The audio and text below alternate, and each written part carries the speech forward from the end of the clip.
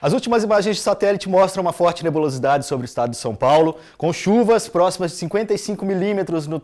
Mentira, nada disso. Na verdade, a gente está aqui conhecendo um pouquinho da tecnologia por trás da previsão do tempo. Para falar um pouquinho mais a respeito disso, a gente conversa agora com o Williams Bini, que é o meteorologista, um dos meteorologistas aqui da Somar Meteorologia. E aí, Bini, tudo jóia? Tudo jóia, Igor. Como que está? Perfeito. Bom, leva jeito, hein? Leva jeito. Você sabe pode apresentar a previsão aqui pra gente. Vai saber, né?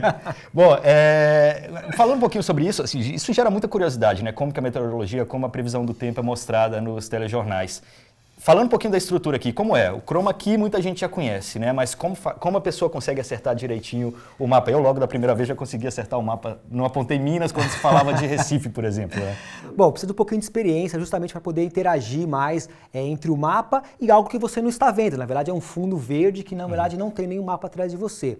Então, exige um pouquinho de experiência, você tem que entender geografia, saber a posição de cada um dos estados e, logicamente, saber sobre a previsão do tempo. Você não pode dizer que uma frente fria está no norte do país, sendo que ela está no sul e no sudeste. Então, você tem que conhecer um pouquinho a geografia e também o que está acontecendo em termos de previsão do tempo. Agora, muita gente ainda reclama também da assertividade da previsão do tempo, né? Já dá para confiar mais na previsão do tempo de hoje do que de 5 anos atrás? Sem dúvida. Se for comparar os últimos anos, a previsibilidade ela tem aumentado muito, não só em termos de assertividade, como também no prazo, né, que você dá a previsão. Para você ter uma ideia, há 10, 15 anos atrás, não se falava em previsão em mais do que 3 dias. Hoje, é normal nós termos previsão para até 15 dias, previsão de chuvas e temperaturas diárias.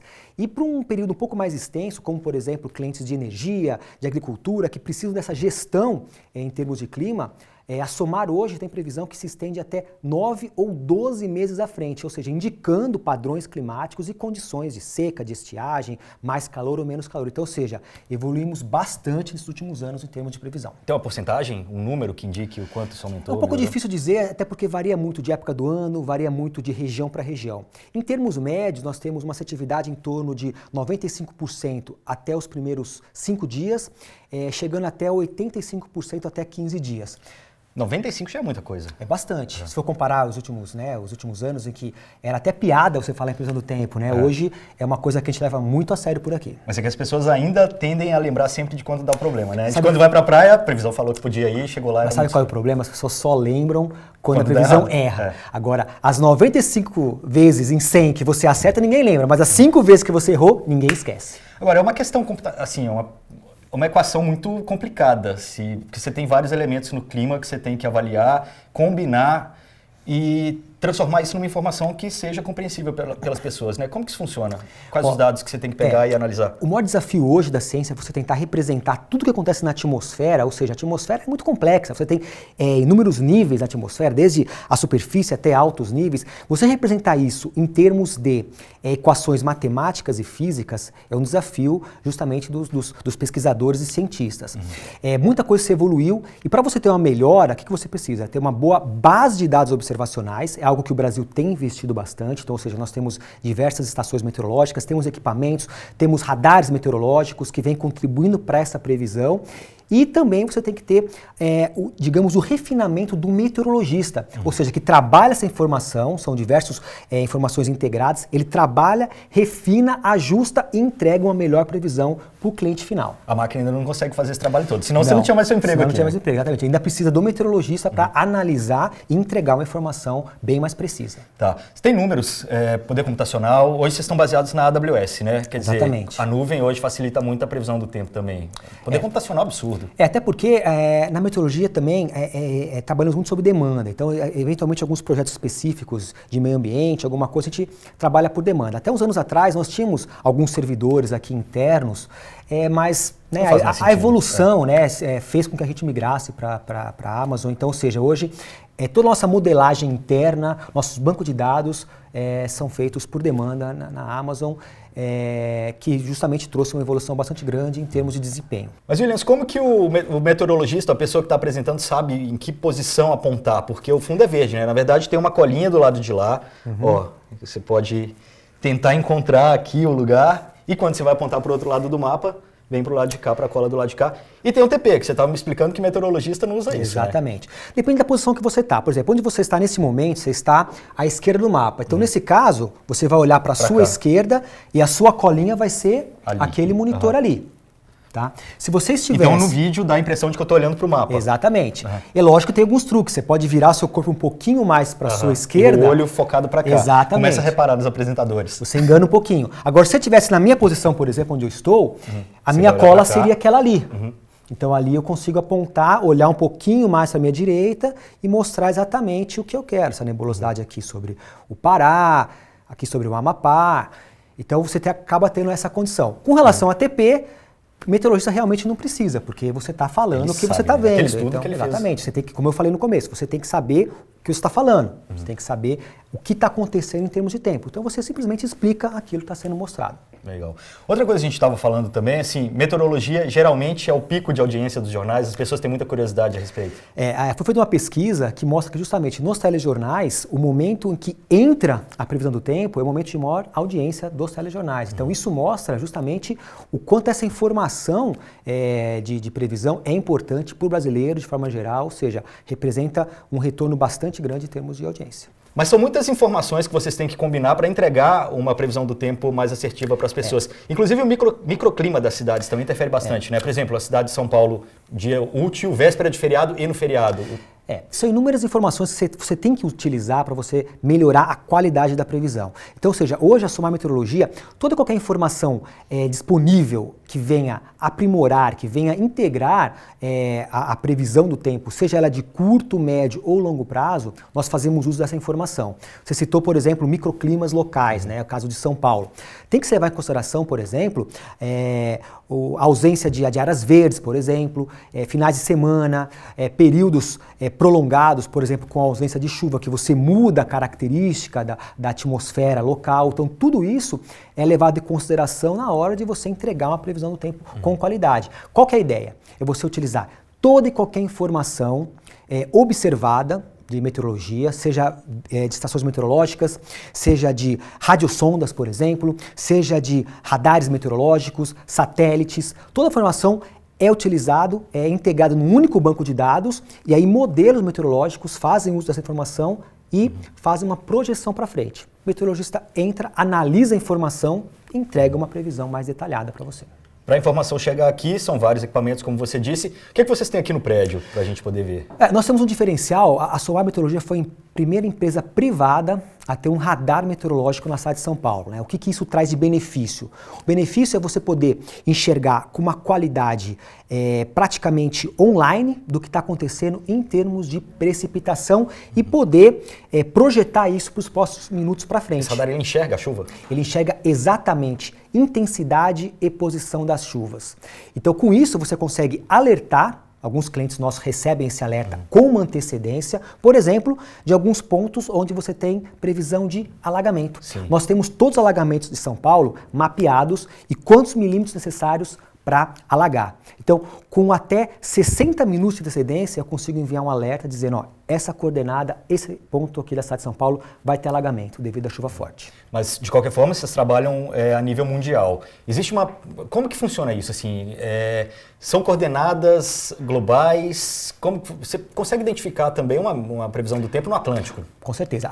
Os modelos meteorológicos hoje, eles são globais. Os modelos, eles não têm fronteiras. Então, não existe um modelo meteorológico só para a cidade de São Paulo, só para o estado. Os modelos, de certa forma, eles têm informações para todo o planeta. Tá? O que a gente recebe de informações, inclusive dados observados, são globais. Eu consigo saber neste momento como é que está a temperatura, se está chovendo ou não, qualquer lugar da Europa, da África, da América do Norte, consigo saber. Consequentemente, eu tenho também essa previsão do tempo.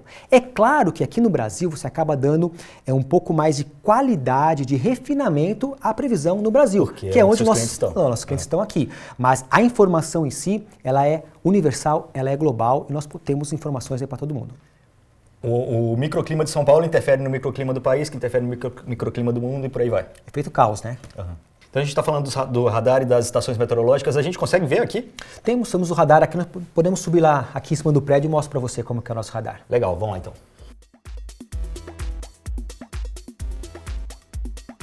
Bom, Williams, então aqui na sede a gente tem alguns equipamentos, né? Na verdade é uma microestação meteorológica, mas aquilo ali que é a grande coisa, né? O diferencial nosso aqui da Somar como empresa privada é a aquisição do radar meteorológico, né? Como a gente já falou, é o equipamento que nos dá a precisão em termos do que está acontecendo em chuva na cidade de São Paulo e também na região metropolitana, né? Então isso é uma vantagem muito grande em termos de previsão de curto prazo. E o radar é aquele que está aqui, ó, nessa cúpula aqui em cima. Ele é protegido, logicamente, por uma cúpula, ele fica fazendo varreção a cada 5 minutos, pegando informações, e nós temos um mapeamento 24 horas por dia do que está acontecendo em termos de chuva e também faz uma projeção para os próximos minutos, né? O que acaba sendo muito importante para eventos de tempo severo, como alagamentos, temporais, deslizamentos de terra também é muito importante. Então, ou seja, esse tipo de informação de chuva, no momento, acaba tendo uma importância muito grande, porque é uma informação de utilidade pública. Então, eu consigo saber exatamente quais regiões vão ser afetadas por um tempo severo, né? Isso é uma informação, muitas vezes, que salva vidas aqui em São Paulo. Claro. Bom, essa outra tecnologia aqui não é uma tecnologia tão nova assim, não é tão novidade, mas é uma estação meteorológica básica, mas que é parte fundamental da previsão do tempo. Porque ele nos dá as principais variáveis meteorológicas úteis para se fazer uma previsão do tempo. Então ela me dá a direção e a intensidade do vento, que são aqueles dois sensores. Aquele lá de cima, que parece uma seta, ele me dá a direção do vento. A de baixo, que é a biruta, me dá a intensidade do vento. Tá? Dentro dessa parte fechada, tem os sensores que são de temperatura, umidade e pressão. Então essas 5 variáveis, direção, intensidade do vento, temperatura, umidade e pressão atmosféricas, são as 5 principais variáveis utilizadas na modelagem de previsão do tempo e úteis para você ter um monitoramento das condições de tempo severo. Agora, como funciona essa rede no Brasil inteiro e no mundo até, né? Todo país tem a sua rede pública de estações meteorológicas. No Brasil, essa estação ela é operada pelo INMET, Instituto Nacional de Meteorologia, onde existem algumas centenas de estações espalhadas. Todos os países têm a sua rede própria, pública, e a SOMAR ela tem acesso a todas essas informações e a gente integra todas as informações num único banco de dados que permite justamente você saber as condições atmosféricas globais e também você fazer uma previsão do tempo também a nível global. Agora, essa estação ela não é cara, né? Um entusiasta poderia ter uma dessa em casa? Poderia ter, qualquer um pode ter uma estação como essa. É claro que essa estação, digamos, caseira que você vai ter na sua casa, não vai ser utilizada como uma informação digamos, oficial para ser utilizada numa previsão do tempo. Mas, como entusiasta, é uma excelente ferramenta, é um excelente hobby para quem gosta. E existe uma rede, na verdade, né, dos entusiastas também? Existe sim. Inclusive, alguns aplicativos até, algumas empresas internacionais, elas estão promovem... mostrando um aplicativo bem legal aí, né, que as pessoas colaboram com a informação. Exato, tem aplicativo como o Weather Underground, por exemplo, ele faz com que as pessoas integrem um pouco o que está acontecendo em termos do que ela está sentindo no momento. Se tiver alguma estação meteorológica, ela pode integrar também. Então, existe como você participar de redes privadas como se fosse um hobby, mas reforço que não é uma informação oficial, portanto não pode ser utilizada como fonte no modelo meteorológico, por exemplo. Legal, claro, tem a internet das coisas aí explodindo também, o smartphone com vários sensores. Vamos falar disso lá embaixo, porque aqui o pessoal deve estar surdo aí com o barulho da marginal aqui do lado. Vamos lá. Bom, então essa é a operação. Isso, nossa sala de operação aqui. Tá certo. O que a gente tem aqui? Bom, aqui é onde nós funcionamos 24 horas, onde os meteorologistas e técnicos em meteorologia fazem o atendimento aos nossos clientes, que são de inúmeros segmentos. Então, todo mundo lembra sempre das emissoras de TV e de rádio, né? Na verdade, quem é cliente de vocês? Então, é até engraçado, né, Igor? Porque, por exemplo, eu sou meteorologista de formação, me formei aqui na USP. E quando me perguntam, o que você é? Quando eu falo sou meteorologista, a primeira coisa que eles falam que canal que você aparece, qual a previsão. Na verdade, essa parte da mídia é uma parcela pequena do atendimento que uma empresa de consultoria em meteorologia faz atualmente. Nós temos inúmeros segmentos, desde agricultura, temos a parte de engenharia, transporte, varejo, aviação, navegação, parte de defesa civil, por exemplo, uma coisa muito importante. Então, é muito amplo esse tipo de consultoria em meteorologia. E a sala de operação integra justamente isso. Nós fazemos todo esse atendimento, ou seja, unimos as informações, fazemos as análises meteorológicas e disseminamos essa informação aos nossos clientes. Vi aqui o pessoal ligando o tempo todo, já ligou a emissora de TV enquanto a gente estava aqui, já ligou o agricultor. Nesse mapa, aqui tem a cidade de São Paulo, certo? Como que você consegue enxergar, por exemplo, um detalhe ou de repente até emitir um alerta para um cliente de vocês nesse caso? Isso é bem interessante. Nós vimos agora há pouco o nosso radar meteorológico, né, que justamente nos dá essa informação. Nesse caso aqui, ele mostra exatamente as áreas de chuva. Ele está dando um reload aqui. Ele mostra exatamente as áreas de chuva aqui sobre a cidade de São Paulo. Nós estamos mais ou menos aqui. Mais ou menos aqui na zona oeste de São Paulo. A gente estava lá em cima agora, realmente não estava chovendo, mas o tempo estava chovendo. feio. Exatamente, bem essa fechado. Nuvem chegando aqui, é isso? Aqui nós podemos ver que justamente tem uma outra área de chuva se aproximando, possivelmente daqui a alguns minutos vamos ter chuva aqui sobre a Somar. Então, isso permite você ter uma exata qualidade em termos de intensidade e posicionamento das chuvas. Inclusive, Igor, a gente pode até, com esse tipo de informação, saber exatamente os pontos onde provavelmente vão ter alguns alagamentos. Sim. No caso aqui da cidade de São Paulo, nós temos todos os pontos de alagamentos mapeados e georreferenciados. Quando eu sei que um volume de chuva vai atingir esse determinado ponto de alagamento, eu consigo emitir um alerta com antecedência de até 1 hora, dizendo que aquele ponto de alagamento vai ter um extravasamento ou um alagamento daqui exatamente X minutos, por exemplo. Ou área de aviação. Vocês têm clientes na área de aviação também. Como que funciona, por exemplo, ao redor do aeroporto?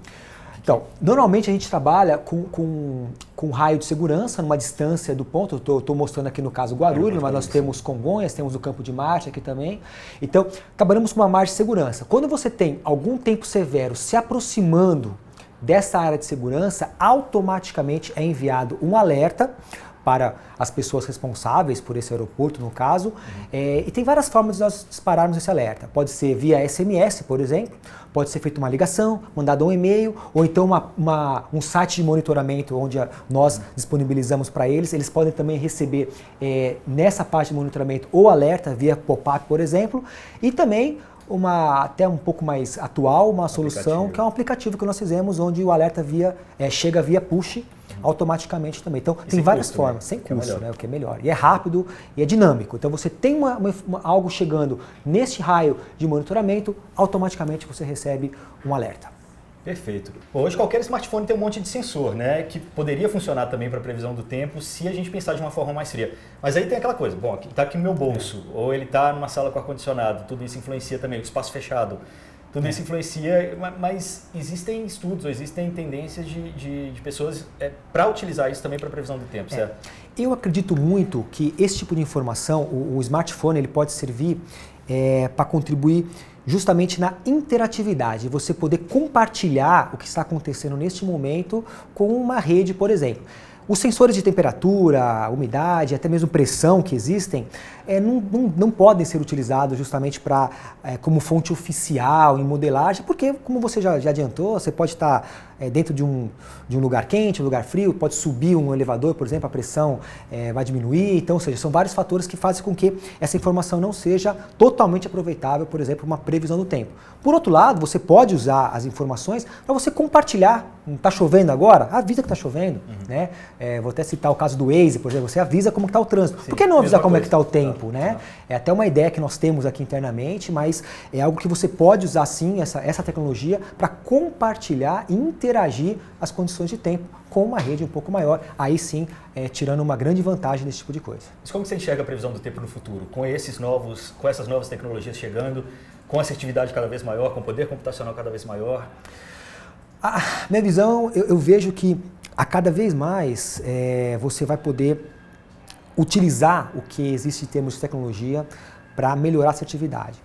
Por outro lado, o papel do meteorologista na análise das informações dificilmente vai ser substituído por uma máquina, por um modelo. Então, ainda nós vamos precisar do papel humano para você poder dar uma qualidade à informação e transferir essa informação para o cliente. Por enquanto, isso a máquina não vai fazer isso sozinho para você. Eu vejo também uma melhoria na qualidade da previsão a longo prazo. Hoje nós já falamos em previsão de 9, 12 meses à frente. Então, você consegue, por exemplo, já se antever as condições climáticas de 2016, por exemplo. Plantio, de repente... Eu vou dar um exemplo rápido, Igor.